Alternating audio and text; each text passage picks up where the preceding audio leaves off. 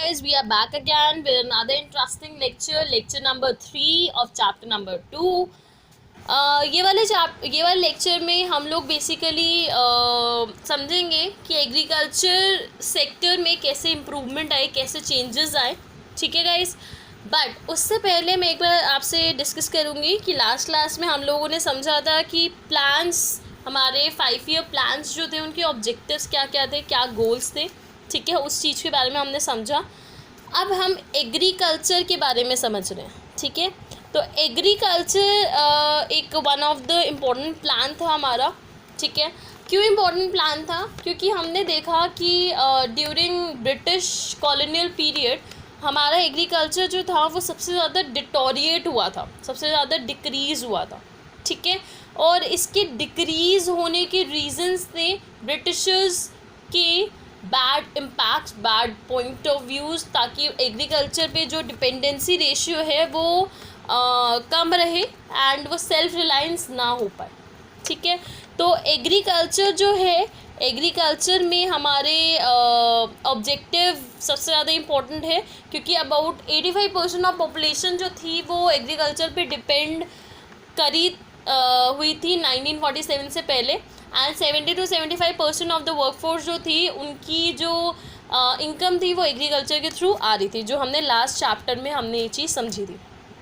Now see, the agriculture sector जो था colonial period पे सबसे ज़्यादा वर्स ऑफ हुआ था, और कुछ चेंजेस इसमें रिक्वायर्ड थे. तो नंबर 1 चेंज था हमारा लैंड रिफॉर्म सिस्टम. तो लैंड रिफॉर्म सिस्टम जो था, जो फर्स्ट ऑब्जेक्टिव, फर्स्ट चेंज लाया गया था, लैंड रिफॉर्म. रिफॉर्म का मतलब होता है चेंज लाना. ठीक है, कोई भी रिफॉर्म तब आता है जब बहुत सारे चेंजेस लाने होते हैं.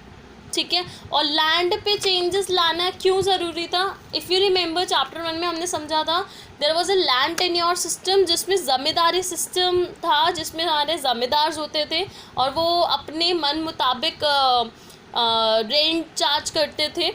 ठीक है, एंड उसकी वजह से फार्मर्स जो थे बहुत ज़्यादा प्रॉब्लम में आ रहे थे.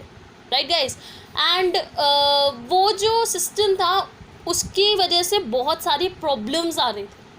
ठीक है, तो वो सिस्टम को रिमूव करना इज़ द मेन ऑब्जेक्टिव कि एग्रीकल्चर सेक्टर को इम्प्रूव किया जाए.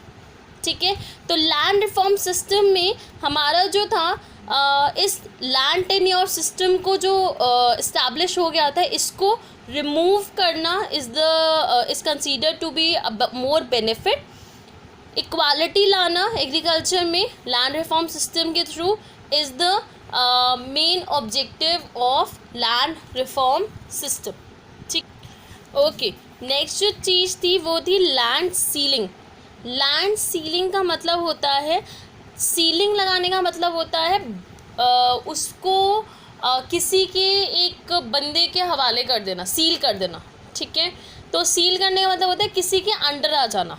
ठीक है, तो लैंड सीलिंग में क्या हुआ था कि लैंड सीलिंग में अब जो भी पहले क्या होता था 1947 से पहले क्या था, जो एग्रीकल्चर लैंड थी जिसकी वजह से ज़मींदारी सिस्टम आया था, वो उसमें सिर्फ जो लार्ज फार्मर्स थे वो ही बेनिफिट उठा पा रहे थे. बट हुआ क्या, जो जब लैंड सीलिंग आई तो ये लैंड जो है ये हर एक फार्मर को डिस्ट्रीब्यूट होने लगी, ताकि हर एक फार्मर जो है, अब एक बार मेरे को एक बात ज़रा समझना, अगर आप किसी के अंडर काम कर रहे हैं, ठीक है, तो आप उतना काम करेंगे जितना आपको पे किया जाएगा. एग्जैक्टली.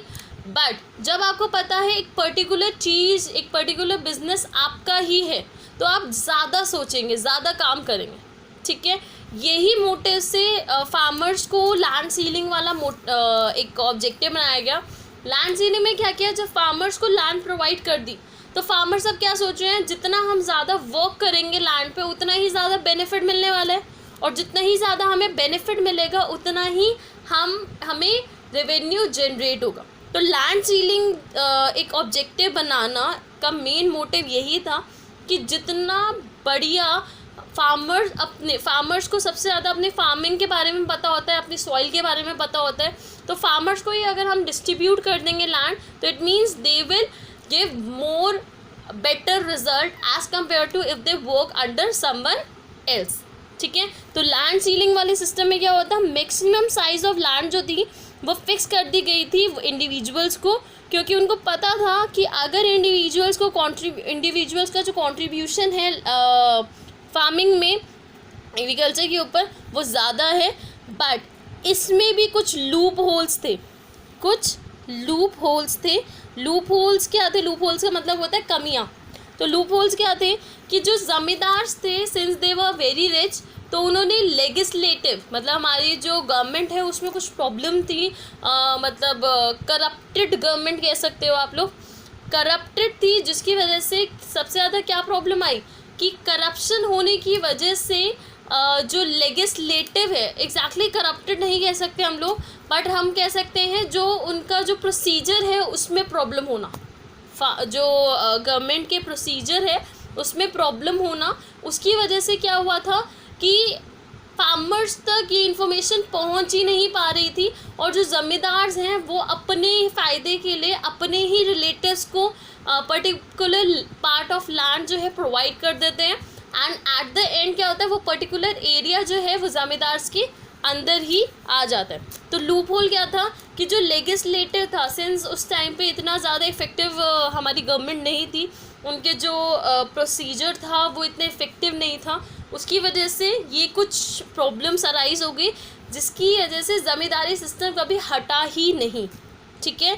बट कुछ स्टेट थी जहाँ पे ये सिस्टम, लैंड सीलिंग सिस्टम बहुत इफेक्टिव था।